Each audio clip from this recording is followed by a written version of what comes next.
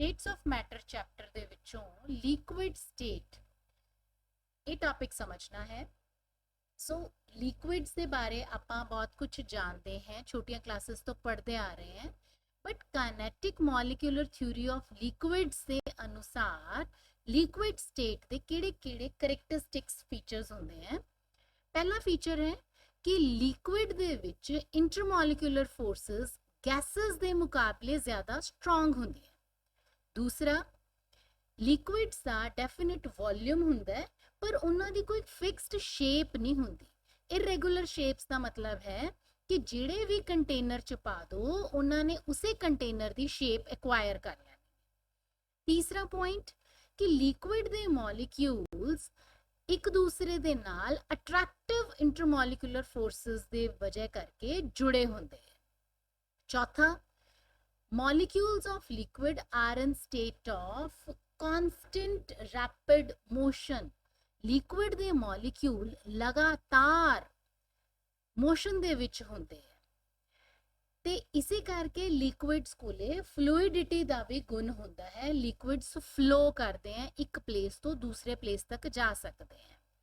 और lastly liquid दी molecules की जिहड़ी एवरेज काइनेटिक एनर्जी है that is directly proportional to temperature. जे टेंपरेचर ज़्यादा कर देवांगे तो लिक्विड दे मॉलिक्यूल्स होर भी रैपिडली मूव करन लग जाएंगे, उन्हां दी काइनेटिक एनर्जी वध जाएगी।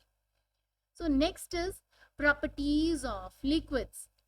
बेटा लिक्विड्स दियां काफ़ी ज़्यादा प्रॉपर्टीज तुसी छोटियां क्लासेस तो पढ़ते आ रहे हो। लाइक लिक्विड्स का वॉल्यूम जिहड़ा है वो मैजर किया जा सकता है, फिक्स हुंदा है, बट उन्हां दी शेप फिक्स नहीं हुंदी। ते इस तो इलावा लिक्विड्स की जिहड़ी डेंसिटी है वो गैसेस दे मुकाबले ज़्यादा हुंदी है।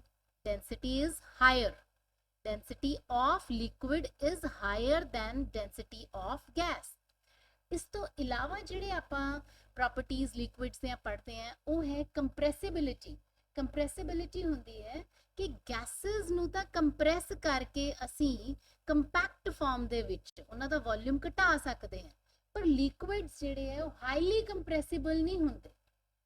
ठीक है, थोड़े जे कंप्रेसिबल होंदे हैं बट हाईली कंप्रेसिबल नहीं कहे जा सकते। इस तो इलावा जिहड़ियां प्रॉपर्टीज है ना वो आपां अज डिटेल च पढ़नी है।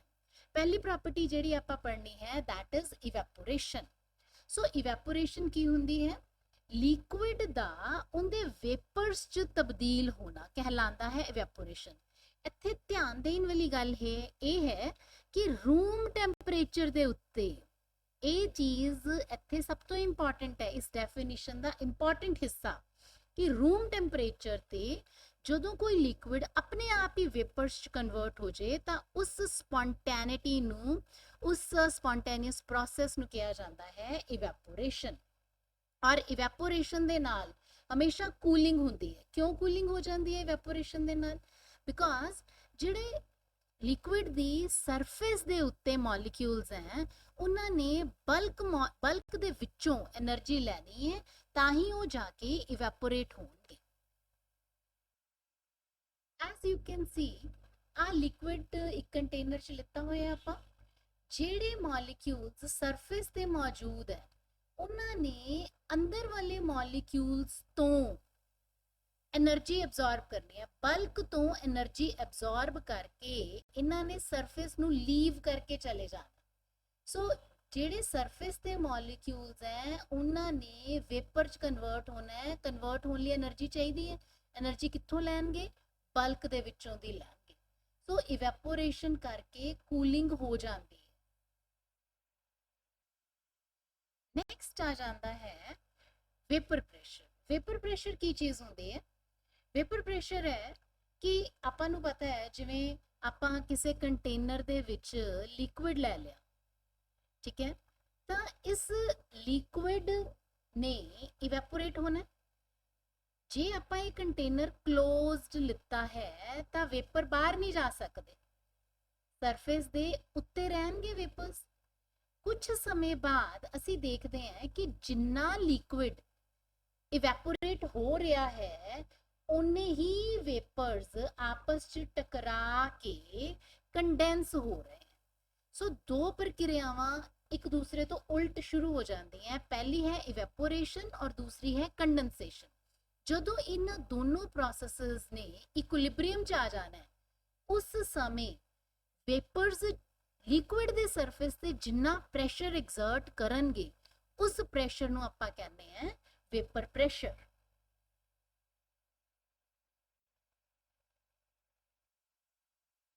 ਜਿਵੇਂ ਇਸ ਡਾਇਗਰਾਮ 'ਚ ਸ਼ੋ ਕੀਤਾ ਗਿਆ ਹੈ ਕਿ ਲਿਕੁਇਡ ਨੂੰ ਕਲੋਜ਼ਡ ਕੰਟੇਨਰ 'ਚ ਲੈ ਲਿਆ ਤੇ ਆਪਾਂ ਇੱਥੇ ਨਾਲ ਅਟੈਚ ਕਰਤਾ ਮੈਨੋਮੀਟਰ। ਸੋ ਲਿਕੁਇਡ ਦੇ ਵੇਪਰਸ ਬਣ ਗਏ ਔਰ ਵੇਪਰਸ ਨੇ ਕੰਡੈਂਸ ਹੋ ਕੇ ਦੁਬਾਰਾ ਲਿਕੁਇਡ ਬਣਾ ਦੇਣਾ।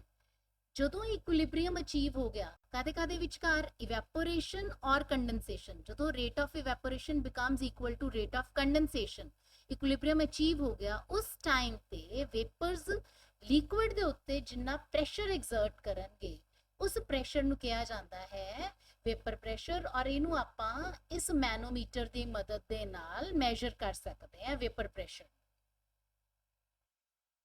Now next are, what are the factors that affect vapor pressure? Factors affecting vapor pressure are, पहली चीज है nature of liquid, दूसरी है temperature। nature of liquid ਦਾ ਮਤਲਬ ਇਹ ਹੈ ਕਿ ਜਿਹੜੇ liquids ਦੇ ਵਿੱਚ strong intermolecular forces ਹੋਣਗੀਆਂ, ਉਹਨਾਂ ਦੀ evaporate ਕਰਨ ਦੀ tendency ਹੀ ਘੱਟ ਹੋਏਗੀ। ਜਿੰਨੇ ਘੱਟ vapor ਬਣਨਗੇ, ਉਨਾ ਹੀ ਵੇਪਰ ਪ੍ਰੈਸ਼ਰ ਉਹਨਾਂ ਦਾ ਘੱਟ ਹੋਏਗਾ। ਸੋ ਜਿਹੜੇ ਲਿਕੁਇਡਸ, ਜੇ ਆਪਾਂ ਹੁਣ ਸ਼ਹਿਦ ਔਰ ਪਾਣੀ ਦਾ ਕੰਪੈਰੀਜ਼ਨ ਕਰ ਲਈਏ ਤਾਂ ਆਬਵੀਅਸਲੀ ਪਾਣੀ ਦਾ ਵੇਪਰ ਪ੍ਰੈਸ਼ਰ ਜ਼ਿਆਦਾ ਹੋਏਗਾ, ਸ਼ਹਿਦ ਦਾ ਬਹੁਤ ਘੱਟ ਹੋਏਗਾ, ਕਿਉਂਕਿ ਸ਼ਹਿਦ ਦੀ ਟੈਂਡੈਂਸੀ ਟੂ ਇਵੈਪੋਰੇਟ ਬਹੁਤ ਘੱਟ ਹੁੰਦੀ ਹੈ। ਦੂਜੀ ਚੀਜ਼ ਹੈ ਟੈਂਪਰੇਚਰ। ਜਿਸ ਤਰ੍ਹਾਂ ਲਿਕੁਇਡ ਦਾ ਟੈਂਪਰੇਚਰ ਵਧੇਗਾ, ਉਹਦਾ ਵੇਪਰ ਪ੍ਰੈਸ਼ਰ ਵੀ ਵਧੇਗਾ। ਨੈਕਸਟ ਜਿਹੜੀ ਲਿਕੁਇਡ ਦੀ ਪ੍ਰੋਪਰਟੀ ਆਪਾਂ ਕਰਨੀ ਹੈ, that is boiling point. Boiling point ਕੀ ਚੀਜ਼ ਹੁੰਦੀ ਹੈ? ਬੋਇਲਿੰਗ ਪੁਆਇੰਟ ਹੁੰਦਾ ਬੇਟਾ ਕਿ ਜਦੋਂ ਕਿਸੇ ਲਿਕੁਇਡ ਨੂੰ ਆਪਾਂ ਗਰਮ ਕਰਦੇ ਹਾਂ ਤਾਂ ਉਹਦੇ ਵੇਪਰਸ ਛੇਤੀ ਬਣਨ ਲੱਗ ਜਾਂਦੇ ਆ, ਤੇ ਉਹਦੇ ਵੇਪਰਸ ਜਦੋਂ ਛੇਤੀ ਬਣਨ ਲੱਗ ਜਾਂਦੇ ਆ ਤਾਂ ਉਹਦਾ ਵੇਪਰ ਪ੍ਰੈਸ਼ਰ ਵੱਧ ਜਾਏਗਾ। ਤੇ ਵੇਪਰ ਪ੍ਰੈਸ਼ਰ ਵੱਧਦੇ ਇੱਕ ਸਟੇਜ ਆ ਜਾਂਦੀ ਹੈ ਜਦੋਂ ਵੇਪਰ ਪ੍ਰੈਸ਼ਰ ਐਟਮੋਸਫੇਰਿਕ ਪ੍ਰੈਸ਼ਰ ਦੇ ਬਰਾਬਰ ਹੋ ਜਾਂਦਾ ਹੈ। ਇਸ ਟੈਂਪਰੇਚਰ ਨੂੰ, ਜਦੋਂ vapour pressure becomes equal to atmospheric pressure, ਇਸ ਟੈਂਪਰੇਚਰ ਨੂੰ ਕਿਹਾ ਜਾਂਦਾ ਹੈ ਬੋਇਲਿੰਗ ਪੁਆਇੰਟ। ਔਰ ਲਿਕੁਇਡਸ ਦੀ ਬੋਇਲਿੰਗ ਪੁਆਇੰਟ ਦੇ ਬਾਰੇ 'ਚ ਇੱਕ ਖਾਸ ਨੋਟਿਸ ਕਰਨ ਵਾਲੀ ਗੱਲ ਇਹ ਹੈ ਕਿ ਲਿਕੁਇਡ ਦੀ ਸਰਫੇਸ ਬੋਇਲਿੰਗ ਦੇ ਦੌਰਾਨ ਵਿਜ਼ੀਬਲ ਨਹੀਂ ਹੁੰਦੀ।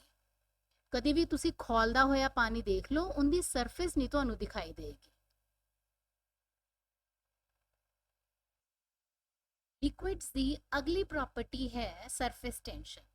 ਸਰਫੇਸ ਟੈਂਸ਼ਨ ਨਾਮ ਤੋਂ ਹੀ ਪਤਾ ਲੱਗਦਾ ਹੈ ਕਿ ਲਿਕੁਇਡ ਦੀ ਸਰਫੇਸ ਦੇ ਉੱਤੇ ਟੈਂਸ਼ਨ, ਮਤਲਬ ਕਿ ਲਿਕੁਇਡ ਦੀ ਸਰਫੇਸ ਦੇ ਉੱਤੇ ਪਰ ਯੂਨਿਟ ਲੈਂਥ ਜਿਹੜੀ ਫੋਰਸ ਐਕਟ ਕਰ ਰਹੀ ਹੈ perpendicular to the imaginary line drawn on the surface of liquid, ਉਸ ਫੋਰਸ ਨੂੰ ਆਪਾਂ ਕਹਿੰਦੇ ਆ ਸਰਫੇਸ ਟੈਂਸ਼ਨ। ਜੇ ਆਪਾਂ ਲਿਕੁਇਡ ਨੂੰ ਧਿਆਨ ਦੇ ਨਾਲ ਦੇਖੀਏ ਤਾਂ ਲਿਕੁਇਡ ਦੇ ਬਲਕ ਦੇ ਵਿੱਚ ਜਿਹੜਾ ਮੋਲੀਕਿਊਲ ਹੈ, ਉਹਨੂੰ ਚਾਰੇ ਪਾਸਿਓਂ ਦੀ ਬਾਕੀ ਦੇ ਮੋਲੀਕਿਊਲਸ ਇੰਟਰਮੋਲੀਕੂਲਰ ਫੋਰਸਿਸ ਜੇ ਕਹੀਏ ਯੂਨੀਫਾਰਮਲੀ ਉਹਨੂੰ ਖਿੱਚ ਰਹੇ ਆ। ਪਰ ਜਿਹੜੇ ਸਰਫੇਸ ਤੇ ਮੋਲੀਕਿਊਲਸ ਹੈ, ਉਹ ਤੁਸੀਂ ਦੇਖੋ ਸਿਰਫ ਉਹਨਾਂ ਨੂੰ ਨੈਟ ਇਨਵਰਡ ਫੋਰਸ ਮਿਲ ਰਹੀ ਹੈ, ਜਿਸ ਕਰਕੇ ਲਿਕੁਇਡ ਦੀ ਸਰਫੇਸ ਦੇ ਉੱਤੇ ਇੱਕ ਟੈਂਸ਼ਨ ਅਰਾਈਜ਼ ਹੋ ਜਾਂਦੀ ਹੈ। ਇੱਥੇ ਫੋਰਸ ਅਪਲਾਈ ਹੋ ਰਹੀ ਹੈ ਨੈਟ ਇਨਵਰਡ, ਅੰਦਰ ਵੱਲ ਨੂੰ, ਔਰ ਇਹ ਫੋਰਸ ਜਿਹੜੀ ਹੈ ਪਰਪੈਂਡੀਕੂਲਰ ਟੂ ਸਰਫੇਸ ਐਕਟ ਕਰ ਰਹੀ ਹੈ। ਇਸ ਫੋਰਸ ਨੂੰ ਆਪਾਂ ਕਹਿੰਦੇ ਆ ਸਰਫੇਸ ਟੈਂਸ਼ਨ। ਸਰਫੇਸ ਟੈਂਸ਼ਨ ਦੇ ਜਿਹੜੇ ਯੂਨਿਟਸ ਹੈ ਉਹ ਹੈ ਨਿਊਟਨ ਪਰ ਮੀਟਰ ਜਾਂ ਡਾਈਨ ਪਰ ਸੈਂਟੀਮੀਟਰ। ਕਿਹੜੇ ਫੈਕਟਰ ਸਰਫੇਸ ਟੈਂਸ਼ਨ ਨੂੰ ਅਫੈਕਟ ਕਰਦੇ ਹਨ? ਪਹਿਲੀ ਚੀਜ਼ ਹੈ ਨੇਚਰ ਆਫ ਲਿਕੁਇਡ। ਜਿਨ੍ਹਾਂ ਲਿਕੁਇਡਸ ਦੇ ਵਿੱਚ ਸਟਰੋਂਗ ਇੰਟਰਮੋਲੀਕੂਲਰ ਫੋਰਸਸ ਹੋਣਗੀਆਂ, ਉਹਨਾਂ ਦੀ ਸਰਫੇਸ ਟੈਂਸ਼ਨ ਜ਼ਿਆਦਾ ਹੋਏਗੀ। ਦੂਸਰੀ ਚੀਜ਼ ਹੈ ਟੈਂਪਰੇਚਰ। ਜਦੋਂ ਆਪਾਂ ਲਿਕੁਇਡ ਦਾ ਟੈਂਪਰੇਚਰ ਵਧਾ ਦਿੰਨੇ ਆ ਤਾਂ ਸਰਫੇਸ ਟੈਂਸ਼ਨ ਘਟ ਜਾਂਦੀ ਹੈ। ਸੋ ਸਰਫੇਸ ਟੈਂਸ਼ਨ ਦੇ ਬਾਅਦ ਜਿਹੜੀ ਅਗਲੀ ਪ੍ਰੋਪਰਟੀ ਆਪਾਂ ਲਿਕੁਇਡਸ ਦੀ ਸਟੱਡੀ ਕਰਨੀ ਹੈ, ਦੈਟ ਇਜ਼ ਵਿਸਕੋਸਿਟੀ। ਵਿਸਕੋਸਿਟੀ ਕੀ ਹੁੰਦੀ ਹੈ ਕਿ ਲਿਕੁਇਡ ਦੇ ਫਲੋ ਨੂੰ ਇੱਕ ਇੰਟਰਨਲੀ ਰੈਜ਼ਿਸਟੈਂਸ ਮਿਲਦੀ ਹੈ, ਮਤਲਬ ਲਿਕੁਇਡ ਦਾ ਅੰਦਰਲਾ ਹਿੱਸਾ ਲਿਕੁਇਡ ਦੇ ਬਾਹਰਲੇ ਹਿੱਸੇ ਨੂੰ ਫਲੋ ਕਰਨ ਤੋਂ ਇੱਕ ਰੈਜ਼ਿਸਟੈਂਸ ਦਿੰਦਾ ਹੈ, ਉਹਨੂੰ ਕਹਿੰਦੇ ਆ ਅਸੀਂ ਵਿਸਕੋਸਿਟੀ। ਸੋ ਇਹ ਅਰਾਈਜ਼ ਕਿਉਂ ਹੁੰਦੀ ਹੈ? ਕਿਉਂਕਿ ਲਿਕੁਇਡ ਦਾ ਜੇ ਸਟਰਕਚਰ ਦੇਖੀਏ ਨਾ ਤਾਂ ਲਿਕੁਇਡ ਵੀ ਲੈਮਿਨਰ ਫਲੋ ਮਤਲਬ ਪਰਤ ਦਰ ਪਰਤ ਫਲੋ ਹੁੰਦਾ ਹੈ ਲਿਕੁਇਡ ਦਾ, ਤੇ ਜੋ ਡਿਫਰੈਂਟ ਲੇਅਰਸ ਆਫ ਲਿਕੁਇਡ ਦੇ ਵਿਚਕਾਰ ਫ੍ਰਿਕਸ਼ਨਲ ਫੋਰਸ ਹੁੰਦੀ ਹੈ ਜਦੋਂ ਇੱਕ ਦੂਸਰੇ ਦੇ ਉੱਤੇ ਸਲਿਪ ਕਰਦੀਆਂ, ਤਾਂ ਉਸ ਫ੍ਰਿਕਸ਼ਨਲ ਫੋਰਸ ਨੂੰ ਅਸੀਂ ਕਹਿ ਦਿੰਦੇ ਹਾਂ ਵਿਸਕੋਸਿਟੀ। ਵਿਸਕੋਸਿਟੀ ਆਪਾਂ ਇੱਕ ਡਾਇਗਰਾਮ ਦੇ ਥਰੂ ਸਮਝਦੇ ਹਾਂ। ਲਿਕੁਇਡ ਨੂੰ ਕਿਸੇ ਨੈਰੋ ਟਿਊਬ ਦੇ ਵਿੱਚੋਂ ਲੰਘਾਇਆ ਜਾਂਦਾ ਹੈ ਤਾਂ ਲਿਕੁਇਡ ਦਾ ਕੁਝ ਇਸ ਤਰੀਕੇ ਦਾ ਸਿਲੰਡਰੀਕਲ ਟਾਈਪ ਸਿਲੰਡਰਸ ਦੀ ਫਾਰਮ ਦੇ ਵਿੱਚ, ਜਾਂ ਇਹਨੂੰ ਕਹਿ ਸਕਦੇ ਹਾਂ ਕਿ ਇੱਕ ਪਰਤ ਔਰ ਦੂਜੀ ਪਰਤ, ਕੈਨ ਯੂ ਸੀ ਲੈਮਿਨਰ ਫਲੋ ਕਿਹਾ ਜਾਂਦਾ ਹੈ ਬੇਟਾ ਇਹਨੂੰ। ਇਦਾਂ ਲੱਗਦਾ ਹੈ ਵੀ ਜਿਵੇਂ ਇੱਕ ਸਿਲੰਡਰ ਔਰ ਉਹਦੇ ਉੱਪਰ ਦੂਸਰਾ ਸਿਲੰਡਰ, ਦੈਨ ਇੱਕ ਸਿਲੰਡਰ ਦੇ ਵਿੱਚ ਦੂਜਾ ਸਿਲੰਡਰ, ਇਦਾਂ ਪਰਤ ਬਾਏ ਪਰਤ ਫਿੱਟ ਹੋਏ ਹੋਏ। ਸੋ ਜਿਹੜੀ ਇੱਕ ਸਿਲੰਡਰੀਕਲ ਪਰਤ ਦਾ ਦੂਸਰੀ ਸਿਲੰਡਰੀਕਲ ਪਰਤ ਨਾਲ ਜੋ force of friction role play ਕਰ ਰਹੀ ਹੈ, ਉਹਨੂੰ ਅਸੀਂ ਕਹਿੰਦੇ ਆ ਕੋਐਫੀਸ਼ੀਐਂਟ, ਉਹਨੂੰ ਅਸੀਂ ਕਹਿੰਦੇ ਆ ਵਿਸਕੋਸਿਟੀ। ਸੋ ਫੈਕਟਰਸ ਅਫੈਕਟਿੰਗ ਵਿਸਕੋਸਿਟੀ ਕਿਹੜੇ-ਕਿਹੜੇ ਹੈ? ਜਿਹੜੇ ਲਿਕੁਇਡ ਕੋਲੇ ਇੰਟਰਮੋਲੀਕੂਲਰ ਫੋਰਸਸ ਸਟਰੋਂਗ ਹੋਣਗੀਆਂ ਉਹ ਲਿਕੁਇਡ ਜ਼ਿਆਦਾ ਵਿਸਕਸ ਹੋਏਗਾ, ਉਹਦੀ ਵਿਸਕੋਸਿਟੀ ਜ਼ਿਆਦਾ ਹੋਏਗੀ। ਦੂਸਰਾ ਹੈ ਟੈਂਪਰੇਚਰ। ਜਿਸ ਤਰ੍ਹਾਂ ਟੈਂਪਰੇਚਰ ਲਿਕੁਇਡ ਦਾ ਅਸੀਂ ਵਧਾਉਂਦੇ ਹਾਂ ਉਹਨਾਂ ਦੀਆਂ ਇੰਟਰਮੋਲੀਕੂਲਰ ਫੋਰਸਸ ਘਟ ਜਾਂਦੀ ਹੈ ਤੇ ਵਿਸਕੋਸਿਟੀ ਵੀ ਘਟ ਜਾਏਗੀ। ਵਿਸਕੋਸਿਟੀ ਮੈਜ਼ਰ ਕਰਦੇ ਹਾਂ ਅਸੀਂ in terms of viscosity coefficient. Viscosity coefficient ਕੀ ਹੁੰਦਾ ਹੈ ਕਿ ਜਿਹੜੀ ਤੁਹਾਨੂੰ ਜਿਸ ਤਰ੍ਹਾਂ ਮੈਂ ਡਾਇਗਰਾਮ ਸ਼ੋ ਕੀਤਾ ਸੀ ਨਾ ਕਿ ਲਿਕੁਇਡ ਦੀਆਂ ਸਿਲੰਡਰੀਕਲ ਪਰਤਾਂ, ਸੋ ਜੇ ਆਪਾਂ ਇੱਕ ਸਿਲੰਡਰੀਕਲ ਪਰਤ ਔਰ ਦੂਸਰੀ ਸਿਲੰਡਰੀਕਲ ਪਰਤ ਦੇ ਵਿੱਚ ਜਿੰਨਾ ਇਹ ਏਰੀਆ ਆਪਾਂ ਲੈਨੇ ਆ, if that is area of contact, force viscosity वाली force, viscous force, frictional force is directly proportional to area। जिन्ना ज्यादा एरिया होएगा फोर्स भी उन्नी ज्यादा होएगी। दूसरी चीज है this force, viscosity force is directly proportional to du by dz। what is du by dz? it is velocity gradient। मतलब कि इन्हां दोनों परतां दे मूव करन दी जेड़ी स्पीड है, एक दी v1 है एक दी v2, ਤਾਂ ਇਹਨਾਂ ਦੋਨਾਂ ਦਾ ਜਿਹੜਾ ਡਿਫਰੈਂਸ ਹੈ that is du। और dz ਕੀ ਹੈ? z है distance between these two layers। so force is directly proportional to area multiplied by velocity gradient du by dz। ਸੋ ਜਦੋਂ ਇਸ ਪ੍ਰੋਪੋਰਸ਼ਨੈਲਿਟੀ ਨੂੰ ਆਪਾਂ ਇਕੁਐਲਿਟੀ ਚ ਚੇਂਜ ਕਰਦੇ ਹਾਂ ਤਾਂ ਇੱਥੇ ਆਪਾਂ ਈਟਾ ਟਰਮ ਦੇ ਨਾਲ ਮਲਟੀਪਲਾਈ ਕਰ ਦਿੰਦੇ ਹਾਂ। ਈਟਾ ਨੂੰ ਕਿਹਾ ਜਾਂਦਾ ਹੈ ਕੋਐਫੀਸ਼ੀਐਂਟ ਆਫ ਵਿਸਕੋਸਿਟੀ। ਸੋ ਈਟਾ ਦੀ ਜਿਹੜੀ ਵੈਲਿਊ ਹੈ ਉਹ ਆਪਾਂ ਕਿੱਦਾਂ ਕੈਲਕੂਲੇਟ ਕਰਦੇ ਹਾਂ? ਜਦੋਂ ਏਰੀਆ यूनिटी ले लिया, 1 ले लिया, और वेलोसिटी ग्रेडियंट मतलब difference in velocity upon distance between the layers, जो दैट इज इक्वल टू 1, तो जिन्नी फोर्स उस टाइम पे ऑपरेट कर रही है that is coefficient of viscosity.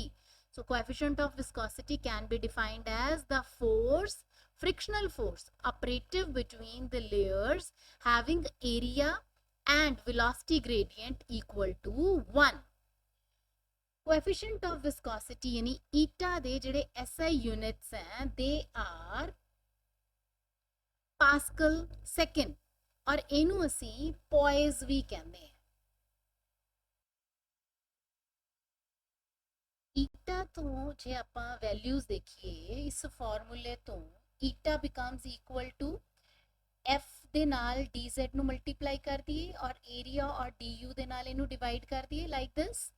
So F ਦੇ ਜਿਹੜੇ ਯੂਨਿਟਸ ਹੈ ਫੋਰਸ ਦੇ ਟਾਈਮਸ ਹੈ dz, मतलब दो परतां ਦੇ ਵਿਚਕਾਰ ਦਾ डिस्टेंस लेंथ ਦੇ यूनिट ਹੋਣਗੇ सेंटीमीटर, एरिया ਦੇ जो यूनिट है सेंटीमीटर स्क्वायर, du मतलब वेलोसिटी ਦਾ डिफरेंस सेंटीमीटर पर second.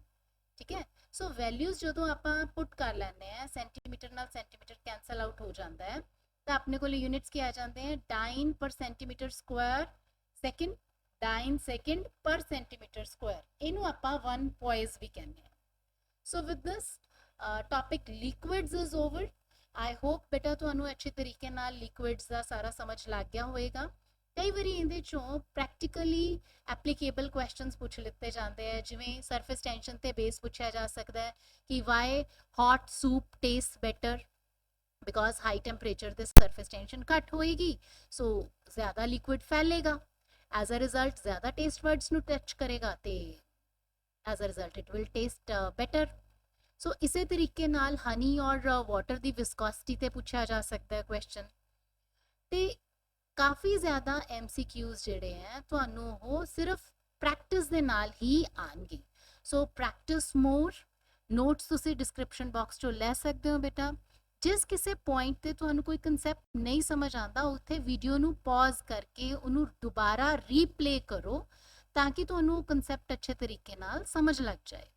So I hope you enjoyed watching. Thanks for watching.